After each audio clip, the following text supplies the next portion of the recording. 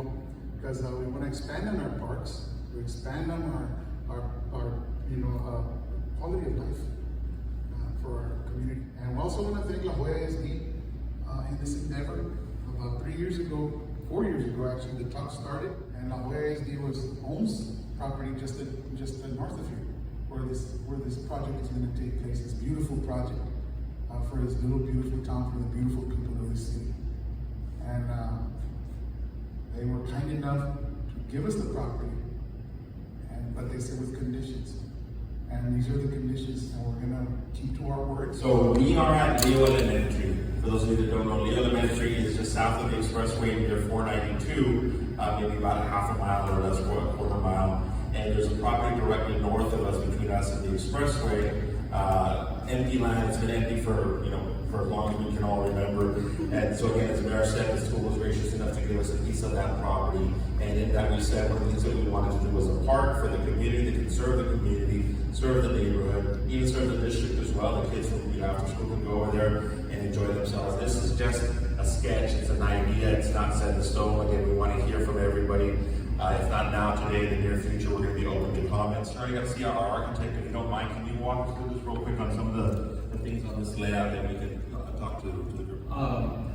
Like Mr. Leo said, there's a 10-acre tract of land just north of here. Our study and our preliminary schematic design, number 5 would be a walking trail around all 4 acres that'll cover about a quarter of a mile, so 4 laps to a mile. You get your exercise and walk through there.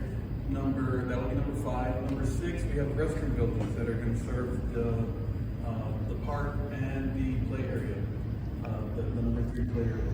And we have number 7 is possibly sized for 7-on-7 soccer leagues. You're gonna have the smaller traveling teams come in and play in that area. And then again, 8 is an open play area. People playing frisbee and taking their dogs and walking in the grassy area there as well.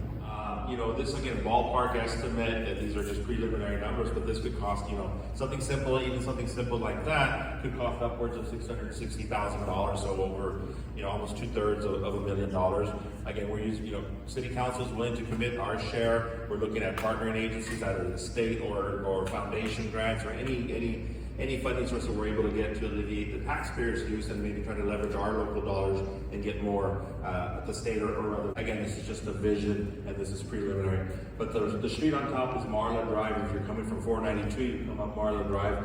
You get there into the parking lot and you start to see a vision of what it looks like coming into the front part of the property. You see the restrooms right there. You see picnic tables throughout, and then leading to where the play structures would be and some covered areas around there. Again, just kind of an area of the parking lot leading again to the structure there towards the back, and then the flags in the entrance greeting the public. We're really just kind of getting started, so this is very, very preliminary. But again, it was meant to show you something as a starting point. And now with that, we'd like to open up the floor to anybody. So what happened to the other project? Which one? The one that they were going to build? Yeah. The library? Okay, oh, this is the same property? It's the same property, yeah. Yeah, remember, that's a 10-acre tract. This is maybe 4 acres at most, but we're going to try to scale it down. There's going to be 3 parts to that entire 10-acre tract. If you start from the very beginning, we're going to have a fire station, a training center, an emergency EMS ambulance services. That's the first part. The second part is this on the furthest 4 acres of the property. And here in the middle, you're going to see a gap of about 6 acres. The idea for there, that middle part, that's where we envision moving all our city administrative offices. For this part, right now we're in the planning phases. So we're in the planning phases. We're looking at funding agencies, hopefully to go out as early as September for some grants, and we'll know something hopefully before the end of the year. Hey, you've been selected, or here's some input, here's some feedback. Work on that. Come back to us hopefully again next year. What if we offer the community, like our local businesses, an opportunity to sponsor a picnic table, and then on the side we could put sponsored by, and then whichever business donated that picnic table to the park. Absolutely, I think that's. Are you guys going to do something for the community to pay for it, or how does that work? Potential cost $650,000. It'd be great if we could get a grant for $650,000. The state won't even give you the full grant. They'll give you half, and you got to put in half in some way, either money or value of the land or something. This particular foundation grant, we're being strategic, will give you up to $500,000. So there is going to be, you know, if we stick to this one, then we're probably going to want to add to it. But if we were to stick to it, okay, where's the other $150,000 going to come from? So the city will have to put in money.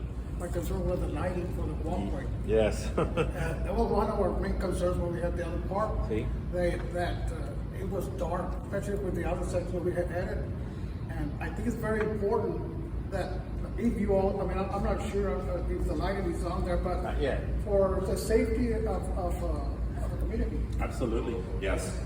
We need to add that. We're going to add that so you can see how quickly that price tag can go up. So, you know, we talked about walking trails, we talked about the soccer field, obviously the play structures, all inclusive. But I was thinking like, oh, like for like the younger generation, they'd rather have like either like a baseball bat or something where it's like, oh, something that they were more familiar with, like such as how we do with here at school. Like since those are provided, like, oh, basketball, we're very good. Like things like that. Oh, one more thing that comes to mind is safety, security. I don't know if there's any way we can have like surveillance cameras at some point, maybe where we have the light poles, and that's strictly for safety. Yeah. Nothing, maybe even a curfew, because we do have teenagers in the area, and just so that we make sure that they're getting home at appropriate times. You know, set hours and so forth for that. Yeah. Maybe even they have like emergency phones, something like that. I know the campuses have. So again, this is not it. We have a national night out that we invite everybody to join us at Heinz City Hall. We're gonna set up a booth. We're gonna show some of these renderings, and we're gonna open it up for comments from everybody. We'll have a little comment box, so to speak, and we'll take those comments, put them in the box, and continue to get to work as we go through these planning phases. And this is what it's all about, getting an input on this, because it belongs to the community, it's not the city.